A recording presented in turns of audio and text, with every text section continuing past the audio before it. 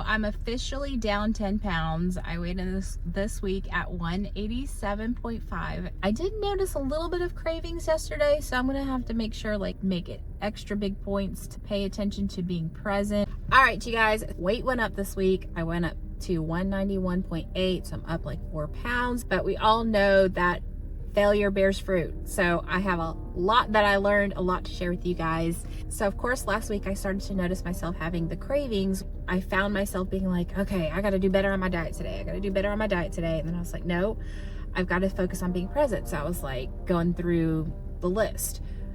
Okay, what do I touch? What do I see? What do I smell? What do I hear? But I still wasn't following my diet the way I wanted to. And here's the kicker. This is the big key with being present and it affecting my appetite. I was just going through the motions. I was not soaking it up, enjoying it, and just reveling in it. I wasn't just stopping, shutting my mind off, and sitting in the moment and relaxing and enjoying it. I wasn't doing all that. I was just trying to go through the checklist. Another thing that I really learned and remembered this week was that alcohol does not do me well when it comes to my diet. Valentine's Day was Wednesday, so of course I had a few adult beverages, and I was like, let's order some pizza. So cutting back on that. Okay, so this is the big meat and potatoes of this whole journey this week that it's taught me that this weight loss journey is a self-love journey. Every single time I've lost weight, it's when I went on the self-love journey. Then the weight just becomes a side effect, and it just, I can fight and crawl for like a 10-pound weight loss and then gain it right back. But if I do the self-love journey and lose weight that way, it's easy. It's almost effortless. It's a side effect of it. I'm not clawing for the 10 pounds just to gain it back. I work on the self-love and the developing myself and building the best self I can. And the weight stuff, I don't have an appetite. I want to do certain things that happen to be beneficial for the scale, This is about liking ourselves. This is about liking yourself. And you know what? It's hard to like yourself when we're slaving away for everyone else. We're slaving away for this, for that, for everyone else but ourselves. You have to be your own best friend. You have to be devoted to you. Devoted to yourself. And you know what happens when we devote ourselves to everyone but ourselves? That's when we become the nagger, the why don't you do this? Why don't you do that? Da, da, da, da, da, da, da. We're so hard on each other. We're so hard on other people to show up for us. But we have to show up for us because we're the only ones that we can really rely on. We hold people to the fire for not doing this, not doing that. But it's like life is hard enough to just keep up with our own stuff. Like you guys see me, I'm just trying to get my health and fitness in check. It's hard enough to deal with our own lives, let alone hold somebody else accountable for treating us a certain way or doing certain things for us. And then we're devoting all of this energy to everyone around us. If you're like me, no wonder we have a problem with stopping eating when we know we're supposed to stop eating, because that's our only time to sit down and just have a little time for ourselves, a little, I hate to say joy, but it's okay, now this is my time where I can just stop and enjoy. So it's no wonder why it becomes a thing where it's so hard to stop eating, because that ends up being the only space we have for ourselves, and we need to start pouring into ourselves. We all have these lists of things that we need to get to, but we can never get to it because we're pouring into all of these other areas. What do you want for your life independent of anybody else? Do you want a luxury lifestyle? Do you want to create memories? Do you want to impact others? Do you want to live a quiet life somewhere in a cabin? Do you want to be super successful in your career, your mental health, your home life? How are your finances? Do you want to get into building up savings? There's so many books and podcasts and things that we can use to pour into ourselves and build up our tools. No wonder why it's so hard to stop eating, because it's this is my time. At least that's how I realize now. That's how I felt. It was okay, and now that I am starting to pour into myself and all these things that I've been meaning to get to, meaning to do, the appetite is going away. And of course, this is all fruit from earlier this week being like, okay, I'm eating more than I should, focus back on all these things. Hopefully next week you guys will see that all of this stuff that I learned this week really came into effect next week, and my weight goes down as a result of it. So, and you know, it takes a lot of work to figure all this stuff out, to figure out, you know, how to become better with our finances, how to be better in our home life. But that's the juice of life. That's the fun part, is we're creating our own lives. We're saying, okay, this is an area that I want to excel at. And that's what makes me feel good about myself. If we got all of the things that we wanted in life instantly, life would be boring. Like if we went to a movie and they just showed the ending where the guy gets the girl and he beats the villain and that's it, that's the movie. It's like, oh, the good stuff is the overcoming the obstacles. That's why we love movies so much, because we see ourselves in that. When we overcome those obstacles in our own lives, it makes us feel good about ourselves. It makes us like ourselves, and that's the self-love journey. They say people who are kind of born with everything tend to not be the happiest people because they have it all. They don't have to work for it, overcome the obstacles. And those are the things that build us up. Those are the things that genuinely make us happy and feel good about ourselves. There's a thing from Jim Carrey. He was like, I wish people could have all the things they wanted and they could realize like that's not what gives us happiness. What gives us happiness is going after things we want little by little, inch by inch, and achieving it. We all say, you know, I just want to be happy. And I think that self-esteem is the source of happiness, because I don't know if there is anyone that is truly happy that has low self-esteem. I think there may be some people who have low self-esteem, but they feel happy in the sense like, you know, life's good, life's okay. You know, I think that may be kind of where I have been. I would question that it's a false sense of esteem. The kind of self-esteem where you look for feedback, you look for outward feedback for people to tell you you're good, you're enough, you are worthy. But that true happiness, I really think that comes from liking yourself, from what you think of the things you do each day. People who are really happy, that have that sort of confidence and self-esteem, they know that they cannot rely on the outside world for happiness, or which is really self-esteem. Because yeah, having compliments and good feedback from other people is nice, but that's not a true self-esteem. To me, that's kind of like pouring water in a strainer. Like the water will kind of sit there for a little bit, but it'll fall right back down. It's like, you know, getting Facebook likes, feeding your self-esteem. It lasts for like the 2 seconds and then it fades away really fast. But true self-esteem, when we achieve something that's really important to us, we really care about it, and it means something to us, that's like pouring water into a sturdy glass. That is a source of self-esteem that we will always have access to. We will always have it. It'll always feel good about ourselves. Not like a Facebook like, which, you know, you forget about from 2 years ago. But things that we work for, that we achieve, that makes us feel good in a sense that we will always have that. And we add it up throughout our lives. True self-esteem is really about what the self thinks about the self. Self-esteem. That's the only one that really counts. That's the only one that really carries any weight. And no one has access to your true self-esteem except for you.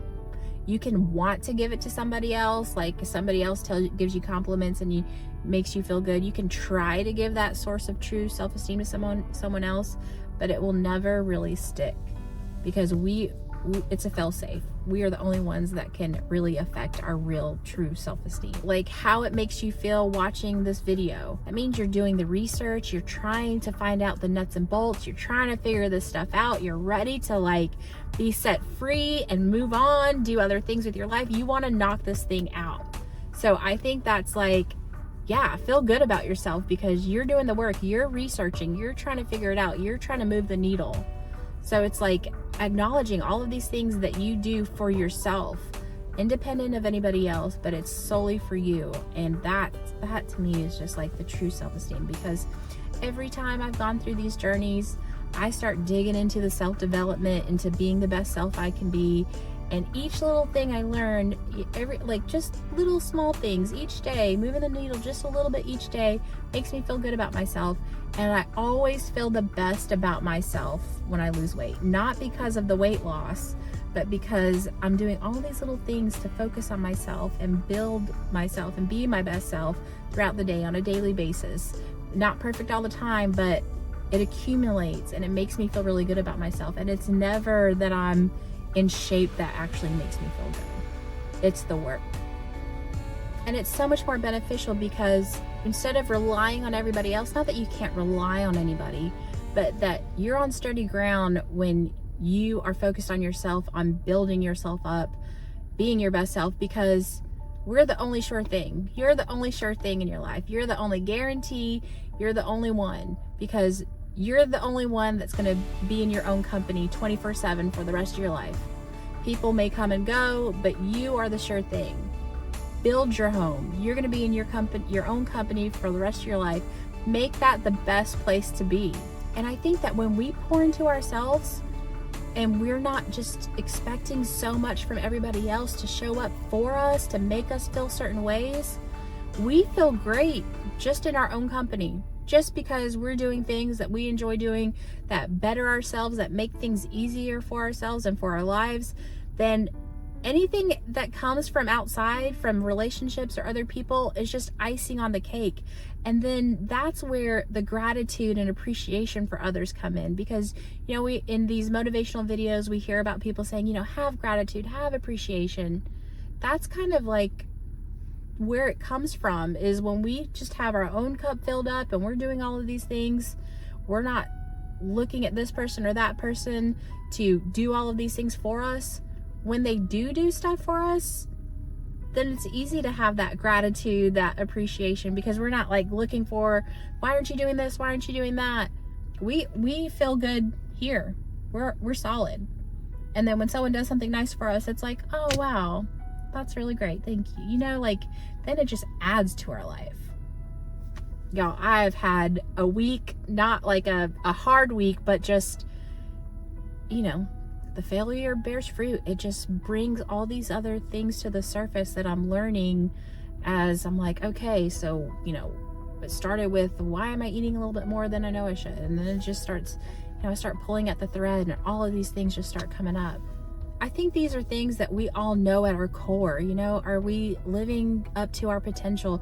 Are we working towards the things that we really want in life? Time runs out. Time goes by so fast. Are we moving the needle a little bit each day?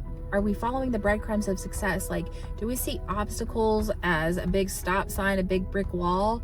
Or do we find the excitement of looking for the little crack in the wall here or there, the little things of success that make us feel good? There's a way, there's some solution out there somewhere. I may not see it yet, but it's out there.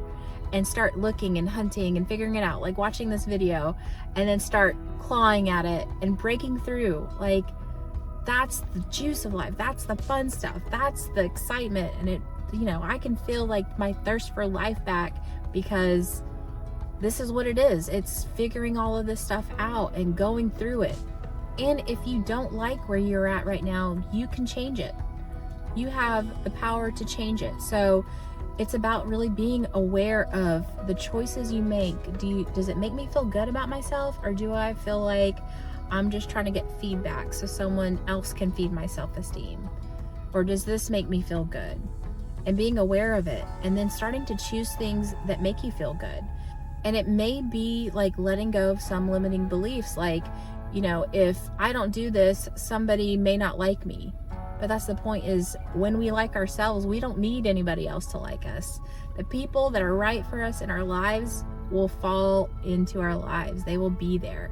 We don't need to do things for people to like us, or to get this, gratification or approval for somebody else.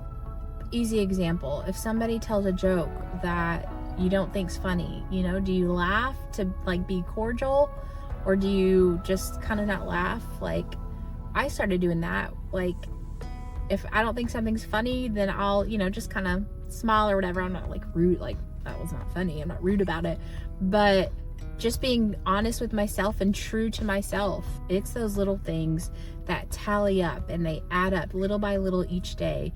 The things that I do that I like myself for. And I like myself when I'm true to myself. If there's a joke and I don't really think it's funny, instead of doing like the whole fake laugh and just being like, oh, you know, smiling, but not trying to be like, oh yeah, that was hilarious, you know, because I don't like myself when I do that.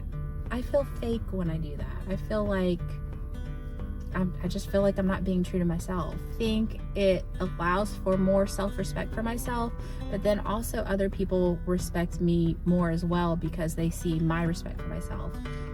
It can seem, I think, like it's a negative thing, like you're being mean, but it's really a good thing. It shows self-respect, and then other people respect you for that, and then they feel like they can be more themselves, more their genuine selves.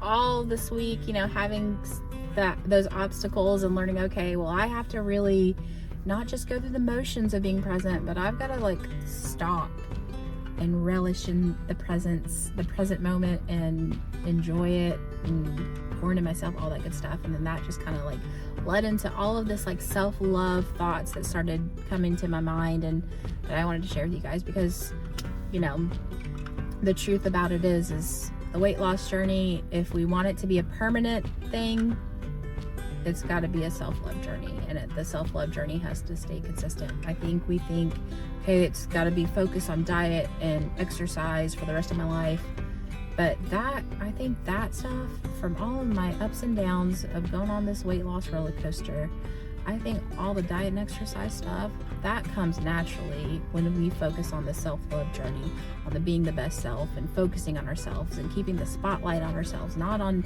everything else around us. And it feels hard to do. I still struggle with it because I feel like I'm forsaking somebody else or I'm letting somebody else down. But the more I trust and I'm like, no, I have to put myself first, and remember that I have to put myself first, it always works out where no harm was done, and then I'm a better person for other people. I'm better to be around. I'm happier to be around. It feels backwards sometimes, but when I remind myself, no, put yourself first, then, you know, it's not a hard rule. Like, of course there's times where it's like, okay, I need to, you know, do this because, you know, but for the most part, having that strong centeredness, that stable ground right here, having that in place first before I say, okay, you know, I'll move this aside and we can go do that or whatever.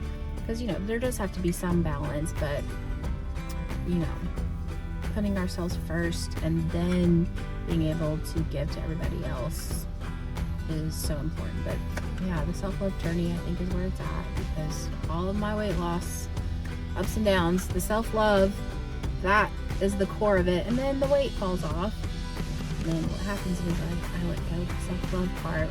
I mean, not that I hate myself, but, you know, that kind of falls a little bit down, and then my weight starts going up. It always works hand in hand. So anyways, thank you guys for listening. I know this was a long video, but there's just so much that came from it, and hopefully next week I'll get to show you guys, like, okay, all that stuff I was talking about last week, it works, you know, it came into play because look at where my weight's at now. So, all right, you guys, thank you so much for watching. I love you guys so much, and I'll see you in the next video. Mwah.